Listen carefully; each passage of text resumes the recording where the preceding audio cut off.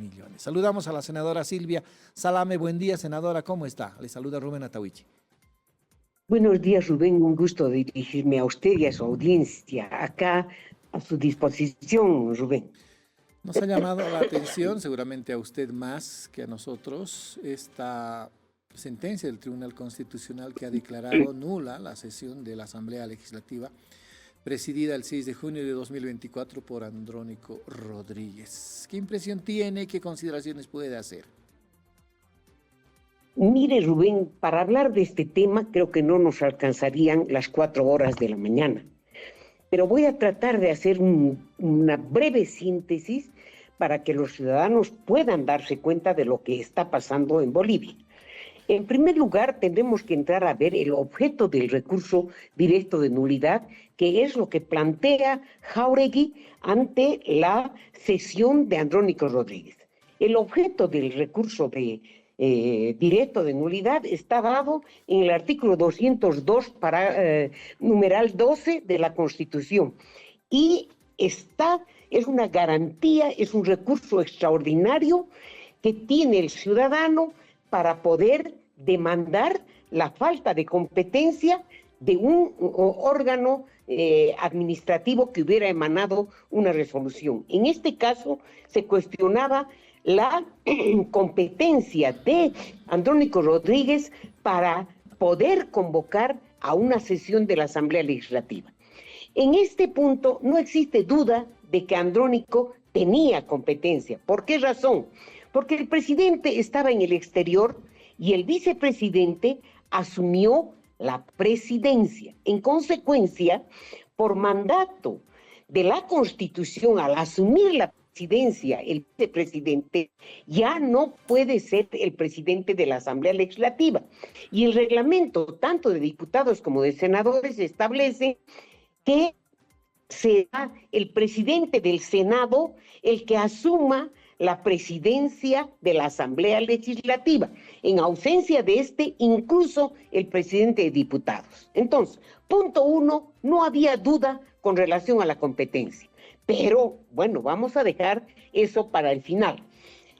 En segundo lugar, nosotros tenemos que ver que esta, no le voy a llamar sentencia porque no es sentencia, que este volantín, como yo digo, no tiene ningún valor legal. ¿Por qué razón? Usted puede consultar la página. Yo a las 12 de la noche he hecho la última consulta. Y en la consulta, ese expediente se encontraba en el despacho del magistrado. Es decir, que no había salido aún a notificación y menos aún para conocimiento del público. Punto 1. Segundo, si usted ve el número de ese volantín, dice 0113/24, es decir, que correspondería a la sentencia 0113/2024.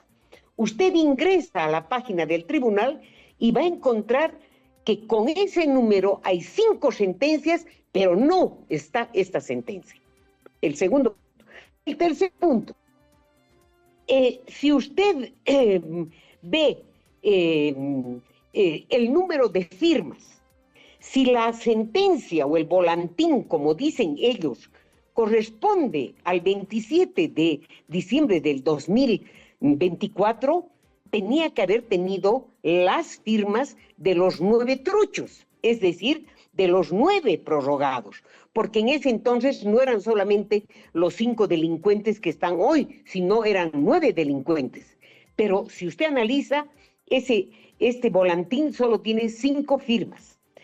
Luego, entramos a otro. Usted ve también en la página, y estoy viendo en este momento, y analiza las sentencias relevantes que están en la página y no figura esta sentencia.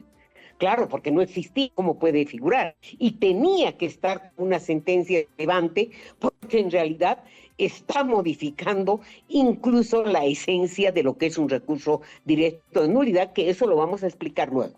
Luego usted puede entrar al informe de labores, que lo han hecho el 17 de marzo.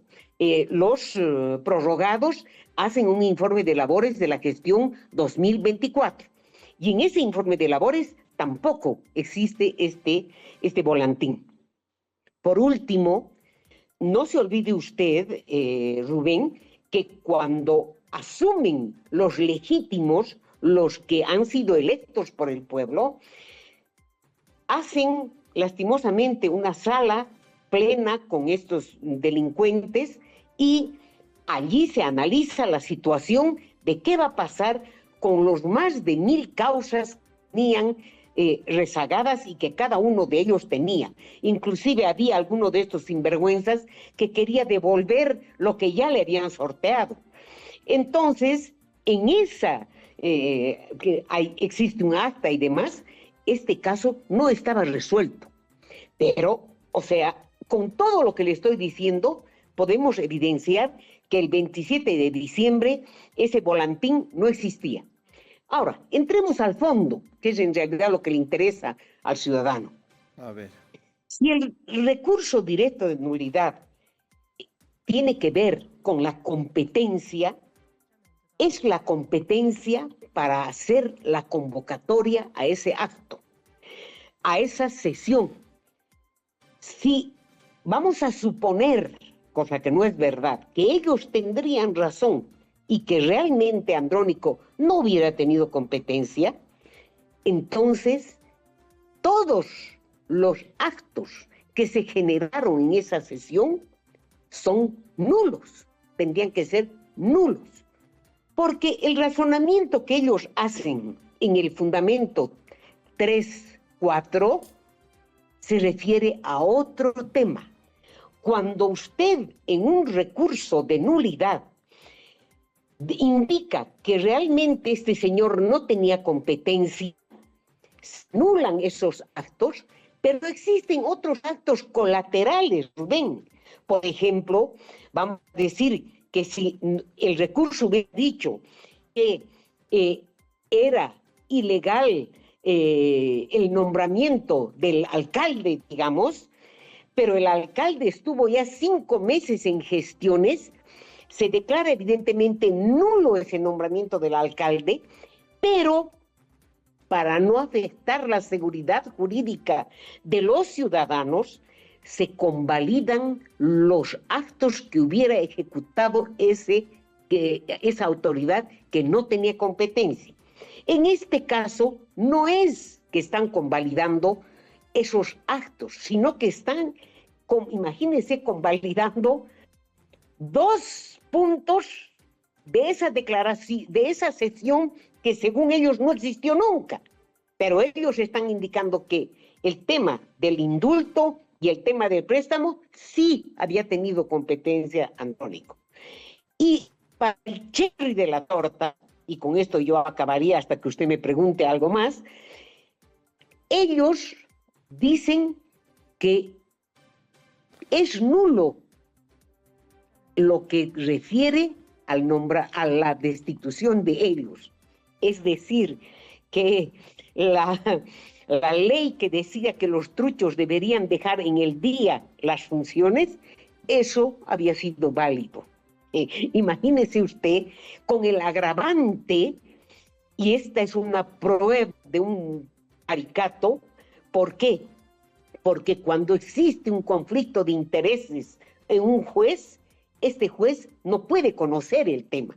En este caso, había no se suponía que había un conflicto de intereses, había un conflicto de intereses absolutamente claro e incuestionable. ¿Y qué es lo que correspondía? Que ellos se hubieran excusado y que se hubieran llamado a suplentes, porque ellos jamás, pero jamás podían resolver un caso en beneficio propio. Entonces, ellos nos han dado en bandeja de oro prueba para iniciarles un juicio penal como delincuentes, porque ellos no están protegidos por la ley 044. Espero que en el Senado, tenemos sesión la próxima semana, se tome la decisión y que el presidente del Senado esta vez se amarre los pantalones 1000 veces. Yo les he dicho que deberíamos enjuiciar y que sí se haga un juicio penal contra estos sinvergüenzas. Eso sería todo de mi parte. Estoy a sus órdenes, Rubén. Ahora usted dice que es un volantín esta sentencia emanada por el Tribunal Constitucional. Sin embargo, no hay otra instancia superior o supra que pudiera atender cualquier requerimiento, cualquier recurso de quienes cuestionan esta determinación del Tribunal Constitucional. Así pasó antes también, ¿se acuerda usted? La validación como candidato de Evo Morales, luego otros recursos más adelante, como la continuidad o la prórroga de los magistrados electos en 2017, cuya continuidad fue cuestionada durante todo el año 2024. ¿Qué se puede hacer ante esta circunstancia? ¿Qué queda a quienes cuestionan las decisiones del Tribunal Constitucional?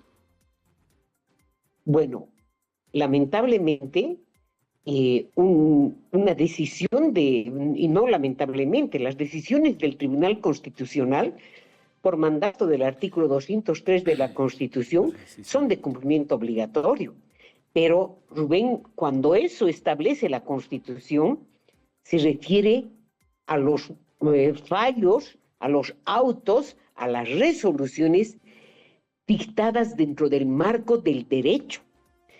Esa vinculatoriedad que establece este artículo no puede proteger actos ilegales, no puede proteger una vulneración al Estado de Derecho, no puede afectar al proceso democrático, Rubén. En consecuencia, lo que debería ser, en este caso, el órgano ejecutivo es ordenar al Ministerio Público de que conjuntamente con la policía se vea y se lo saque a estos señores de su despacho. Indudablemente, ese volantín carece de legitimidad y de legalidad. ¿Por qué razón? Porque estos señores no tienen ninguna de esas dos componentes que tiene que tener una autoridad judicial que no tiene legitimidad, pero que además no tiene legalidad, no puede estar vendiendo la justicia, no puede estar traficando la justicia, Rubén. Por esa razón es importante ver qué decisión va a tomar el Senado y, aparte de eso, yo, por ejemplo, podía iniciarles un juicio penal a estos sinvergüenzas. No se les puede hacer juicio de responsabilidad porque no son magistrados, o sea, no están con esa calidad de magistrados, o sea, no tienen derecho a que se les aplique la ley 044. Pero así estuvieran en estas condiciones, sería pues gravísimo hacerles un juicio de responsabilidades. ¿Y sabe por qué, Rubén? Porque ¿quién cree que está dirigiendo el comité que va a ver esto? Es Jáuregui, que es el que presenta el RDN. Entonces, más bien daría lugar a que se les bendiga y que sus actos ya no puedan ser revisados en otra oportunidad. Entonces, solo nos queda en este momento el penal y, evidentemente, el Ministerio Público. Esta será pues su prueba de fuego para demostrar si es un fiscal general que representa al gobierno o es un fiscal general que realmente representa a la sociedad. Senadora, de todas maneras, como se dice popularmente, a llorar ante la leche derramada.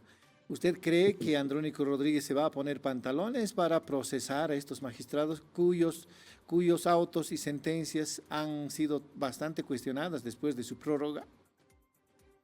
Dudo. Además, no se olvide usted que tampoco es solamente Andrónico Rodríguez, ¿no? A no ser que quiera hacerlo a título personal. Se trata de que él representa a una entidad colegiada y que el Pleno es el que tiene que decidir. ¿Cuántas veces yo he pedido, he rogado, he implorado, he presentado proyectos de ley para ver cómo iba a funcionar el tribunal con los 4 que quedaron? He presentado otro proyecto de ley para que en las elecciones generales se incluya la elección de lo que falta. En fin, he presentado tantas alternativas, Pero yo sinceramente he llegado al convencimiento, Rubén, con gran dolor de mi corazón, que el tema judicial no es prioridad para ningún político, es solamente prioridad para aquellas personas que tenemos principios, tenemos valores y que por sobre todo para nosotros está la Constitución y la ley. Pero somos muy pocos en nuestro país, Rubén. Claro que sí. Si me permite a colación abordar otros temas, senadora, A sus órdenes, lo que usted, usted diga. usted pidió licencia ayer para la sesión bicameral de la Asamblea Legislativa. No, Rubén, porque yo esta semana estoy en semana regional. Ah, ya. Por mandato de nuestro reglamento, los titulares estamos 3 semanas en funciones y para que pueda ganar salario el suplente, 1 semana al mes está él asumiendo la titularidad. Entonces, mi suplente era el que estaba habilitado y está habilitado hasta el día domingo inclusive. Me el domingo en la noche, porque si llaman a sesión el lunes, yo ya tengo que estar ahí el lunes a las 1 de la mañana. Eso dijo ayer el presidente nato de la Asamblea Legislativa, don David Choquehuanca, al suspenderse la sesión por falta de quórum. 18 colegas suyos pidieron licencia coincidentemente ante una sesión que debía dirimir sobre un crédito, ya que ni el Senado ni diputados se habían puesto de acuerdo o habían modificado el proyecto de crédito. ¿Qué criterio tiene de esto? ¿Es una trampa, es un boicot o al final de cuentas es un recurso legislativo?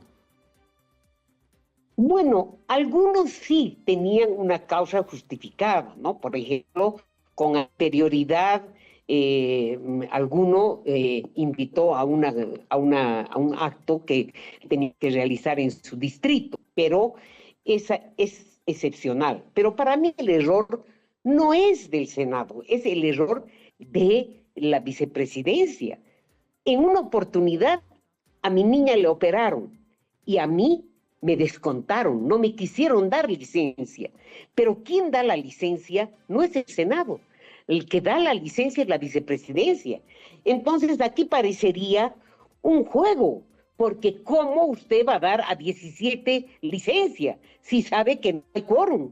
Entonces, esta historia está un poco mal contada, Rubén. Es decir, la presidencia de la Asamblea Legislativa que recae en el vicepresidente es la que ha autorizado estas licencias. Claro, claro, porque el Senado ni diputados no tienen competencia para nada en la Asamblea. La Asamblea, la máxima autoridad, es el vicepresidente, Rubén. En consecuencia, todas las licencias que se solicitan, sea de diputados o sea de senadores, se llevan al piso 17, donde funciona la oficina de la presidencia de la Asamblea Legislativa. En consecuencia, no es responsabilidad del Senado ni responsabilidad de diputados. Y por otro lado, si yo pido licencia, ¿yo de dónde sé cuántos más han pedido? En cambio, por ejemplo, en Senabres, cuando nosotros queremos pedir licencia, si hay más de 5, no nos dan.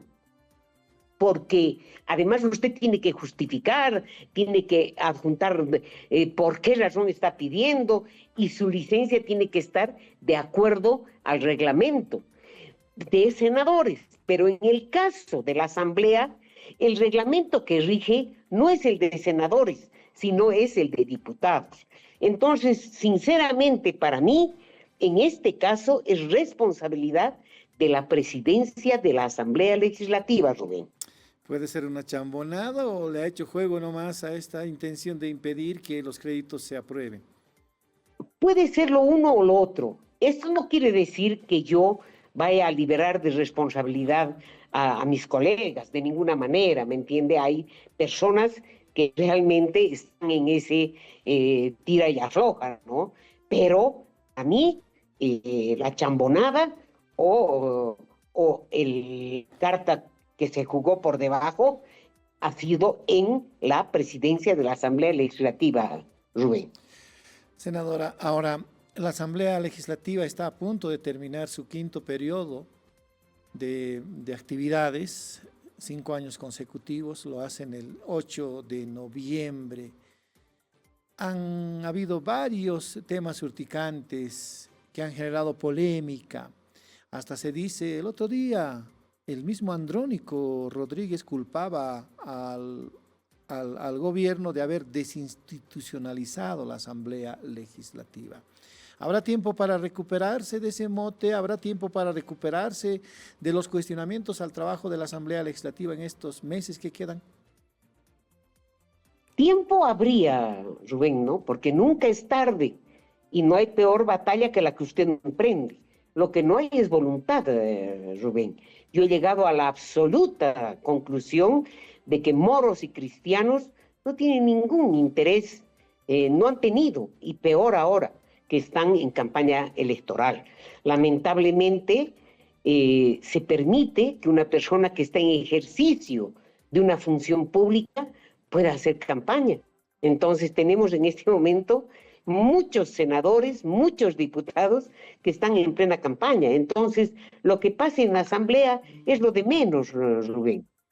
Lamentablemente, incluso colegas suyos, hasta partidarios de la alianza con la que usted fue elegida, senadora, están siendo cooptados por uno y otro candidato. Ayer Samuel Doria Medina hizo alianza con Andrea Barrientos, con la legisladora Nogales y con Ruri, no recuerdo el nombre en este momento, que han sido parte de Comunidad Ciudadana, ahora trabajarán por la campaña de Doria Medina. Lo mismo pasó con Marcelo Pedrazas, que está trabajando en la campaña de Manfred Reyes Villa. En eso sí tiene razón. ¿Y qué va a hacer de usted? ¿Qué evaluación tiene? ¿Qué autocrítica puede hacer? Porque las veces que hemos hablado siempre nos ha dicho de que a veces le causaba decepción sobre la actuación de algunos colegas. Bueno, no se olvide usted que yo fui la que fui tachada de tránsfuga, en Sí. fin, ¿no? O sea, y ahora creo que soy la única leal que quedó.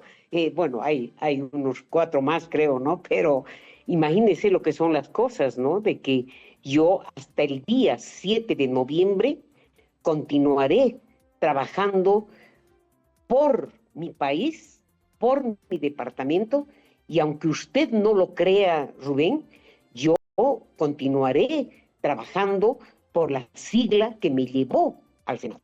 Si bien no soy de esa sigla, pero yo soy una persona consecuente, soy una persona leal y jamás trabajaría para otra fuerza política cuando aún tengo ese compromiso. Si yo en determinado momento yo dije que me iba a presentar, porque como tanto hablan de mí, pensé que era una persona que podía ser algo más que senadora, pero tendría que haber renunciado.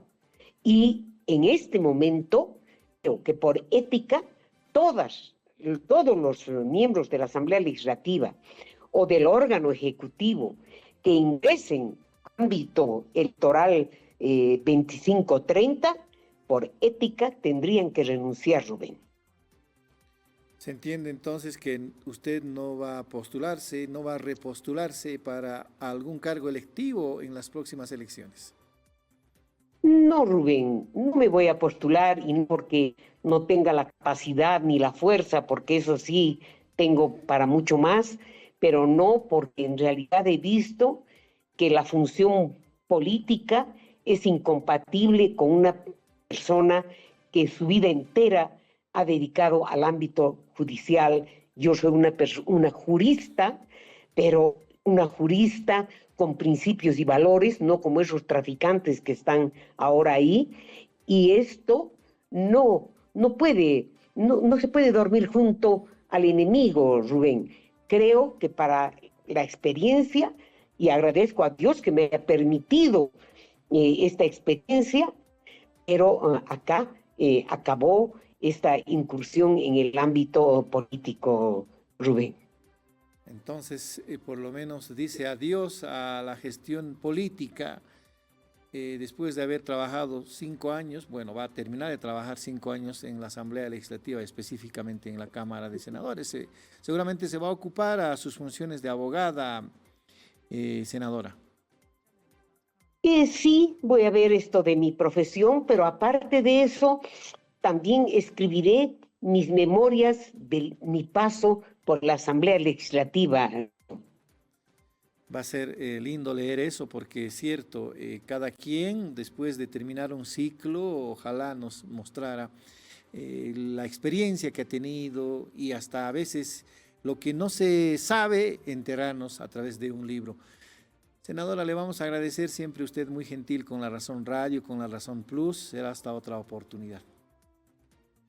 No, pues la vez soy yo, Rubén, y usted sabe que siempre estoy a disposición de ustedes. Que tengan un buen día, Rubén. Gracias. Buen día le decimos a la senadora Silvia